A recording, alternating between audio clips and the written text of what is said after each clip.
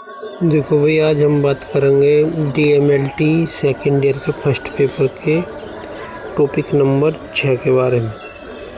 Grossing of general pathology specimen, मतलब grossing करनी है जनरल पैथोलॉजी स्पेसिमेन।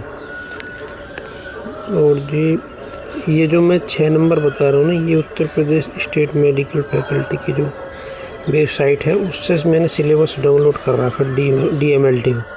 उसके हिसाब से ही मैं वीडियो बनाता हूँ, ऐसे नहीं कि मैंने अपनी ओर से ही लिख दिया, ठीक है ना। अब सबसे पहले डेफिनेशन देख लो इसमें क्या। Grossing general pathology specimen is the systemic macroscopic examination.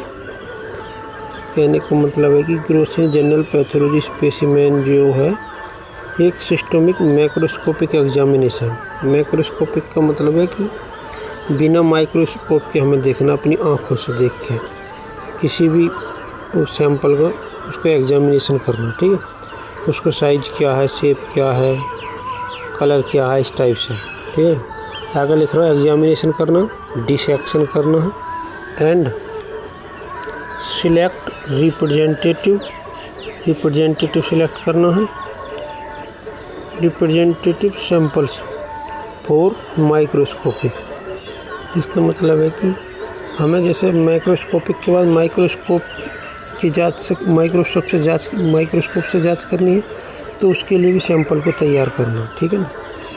Microscopic analysis, ठीक। आगे लिख रहा है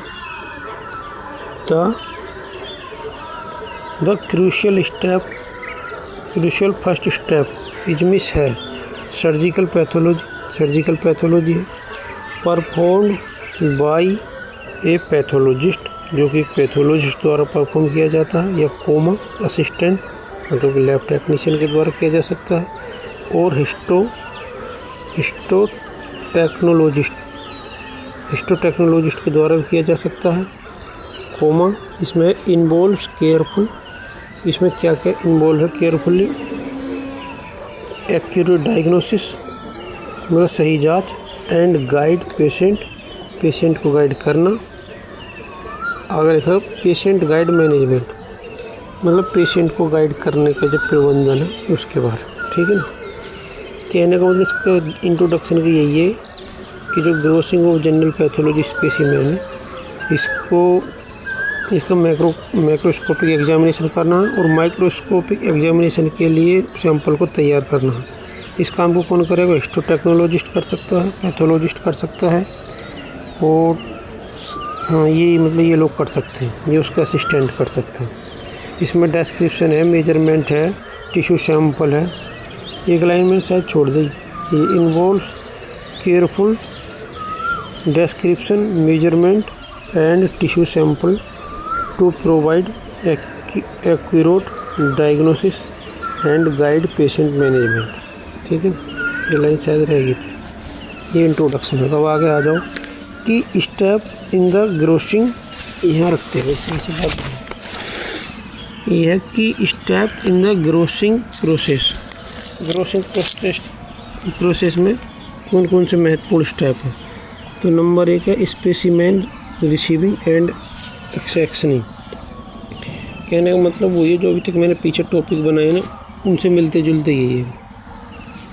सबसे पहले verify patient and specimen data and assign एक केस नंबर। सबसे पहले हमें वेरीफाई करना एक पेशेंट, उसका स्पेसिमेन डाटा और उसका असाइन एक केस नंबर।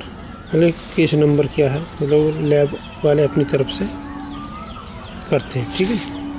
नंबर 2 पे है ग्रोस एग्जामिनेशन। ग्रोस एग्जामिनेशन में यही है डिस्क्राइब करना, मतलब वर्णन करना है द स्पेसिमेन को, फिजिकल कैरेक्टरिस्टिक्स को मतलब वही इसका कलर क्या है, साइज क्या है, शेप क्या है, इस टाइप से किस जगह से निकाला है बॉडी में से सैंपल, वो विदाउट कटिंग, बिना कटे, मतलब इसको कोई भी टिश्यू है उसको बिना काटे बताना। ईजी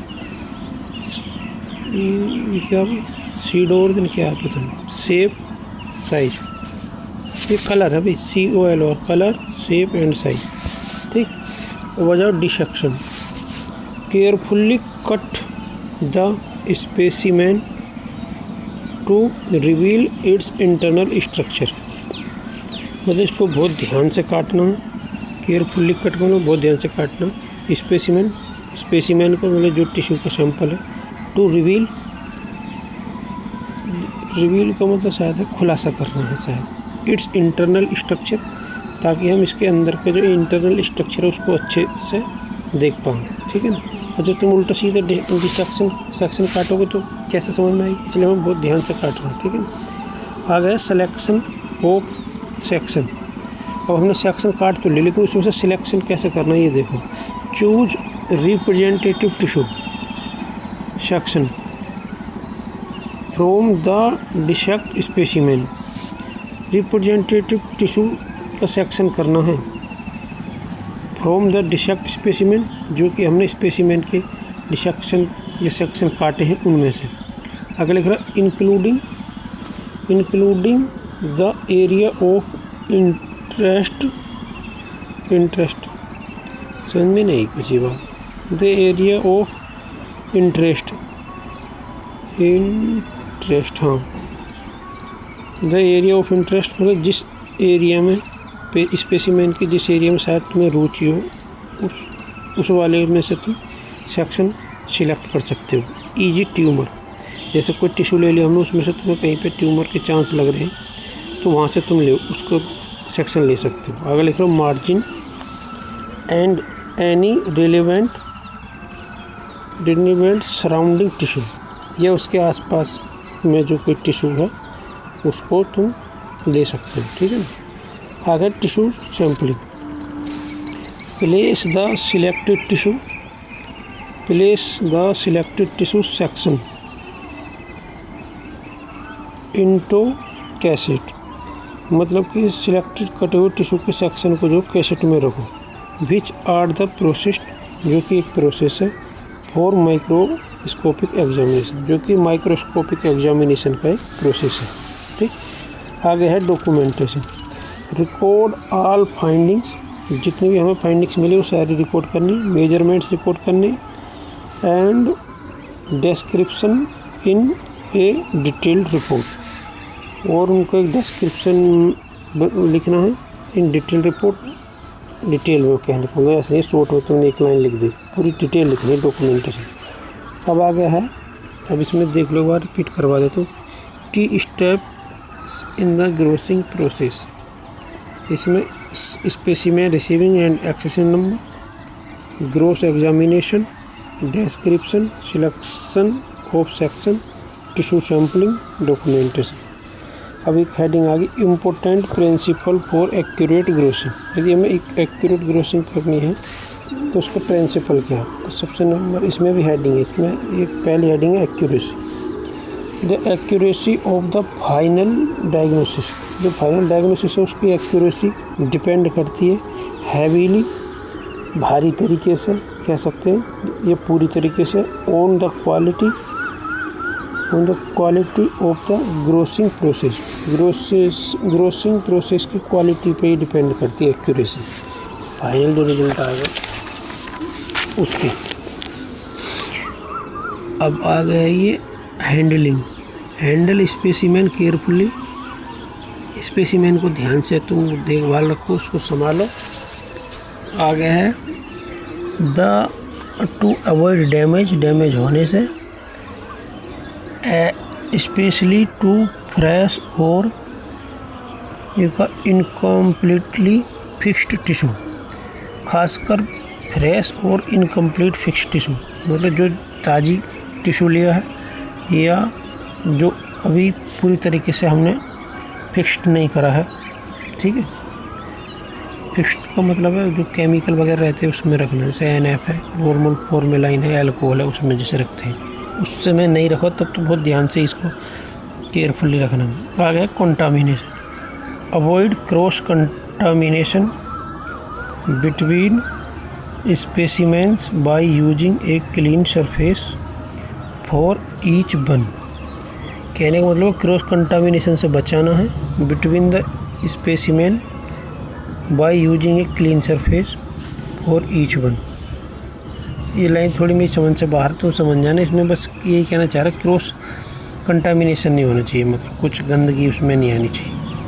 अगर थिकनेस कट यूनिफॉर्म, एक समान सेक्शन काटना है, ऐसे नहीं एक मोटा एक पतला, ऐसा नहीं होना चाहिए। थिन सिलाई, बहुत पतला काटना है, 3 से 4 म्यू एम है या एम है शायद। For proper processing, proper processing के लिए 3 से 4 mm काट। आगे आ जाओ सेफ्टी। एंश्योर, सुनिश्चित करो। प्रॉपर वेंटिलेशन, मतलब हवा आती जाती रहे, ऐसा होना चाहिए। एंड यूज एप्रोप्रिएट टूल्स, जो एप्रोप्रिएट टूल्स हैं वो यूज करने चाहिए इन ए डेजिग्नेटेड ग्रोसिंग एरिया। और मतलब जो स्पेशली ग्रोसिंग के लिए जो एरिया है उसमें वेंटिलेशन होना चाहिए, उसको तुम सुनिश्चित करो। और एप्रोप्रिएट टूल यूज करो। टूल में मतलब जो भी हिस्टोपैथोलॉजी लैब में जो भी तुम्हारा सामान है जहाँ पे तुम ग्रोसिंग कर रहे हो उसकी बात कर रहे हो। अब आगे लिख रहा हूँ why grossing is critical. Grossing critical क्यों है? Guides diagnosis, guide diagnosis, gross finding are essential for forming an accurate microscopic examination. Gross finding are आवश्यक है forming an accurate microscopic examination की एक्यूरेट जांच के लिए ग्रोस फाइंडिंग बहुत ज़रूरी है, ऐसा इसका मतलब, ठीक है। इन्फॉर्म्स ट्रीटमेंट्स, प्रॉपर ग्रोसिंग, यदि प्रॉपर ग्रोसिंग हो जाएगी इज वाइटल, ज़रूरी है। फॉर ट्यूमर यह पता नहीं क्या है, ट्यूमर स्टिंग क्या है पता नहीं। And guiding treatment decision. Proper grossing मतलब प्रॉपर ग्रोसिंग ज़रूरी है, वाइटल वो ज़रूरी है फॉर ट्यूमर और ट्रीटमेंट के डिसीजन के लिए। कहने का मतलब ये अगर अच्छे से जांच हो जाएगी तो उसके ट्रीटमेंट हम सही से कर सकते हैं, खासकर ट्यूमर वगैरह वाले उसमें। आगे एंश्योर एक्यूरेसी, एक्यूरेसी भी बहुत ज़रूरी है।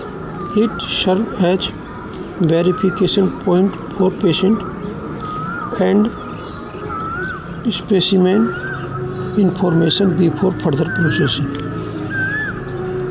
यह इट सर्व ए वेरिफिकेशन, मतलब एक मरीज की कोई स्पेशल नंबर होना चाहिए उसके सैंपल पे, point for patient, specimen information before further, मतलब आगे तो कुछ भी जांच कर रहे हो लैब में उससे पहले उसके एक वेरिफिकेशन नंबर होना चाहिए, कंफर्म होना चाहिए कि ये सैंपल इसी मरीज का हो, ताकि आगे उसके इलाज वगैरह सही से हो सके, ठीक है ना। ये है इसका। और जो मैंने पूरी डिटेल पढ़ाई उसी को शॉर्ट में देखो ऐसे भी लिख सकते हैं। स्टेप में कौन कौन से? Specimen identification, gross description, dissection या dissection examination, sampling, cassette preparation. Importance में क्या है? Accurate diagnosis, representative sample, documentation.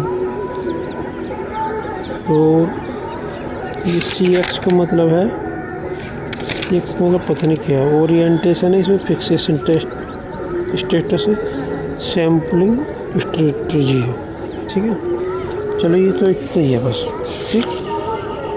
Note तुम दोबारा देखना चाहो तो देख सकते हो शुरू से। इंट्रोडक्शन के स्टेप ये, ठीक है। फिर ये हेडिंग है important principle of accuracy grossing, और ठीक है इसमें ये है हैंडलिंग कंटामिनेशन, थिकनेस, सेफ्टी, क्यों क्रिटिकल है, guide diagnosis, inform treatment, ensure accuracy, ठीक। रिपीट भी कर सकते हैं। चलो वीडियो बंद करते हैं, अब दूसरी बनाएंगे, ठीक।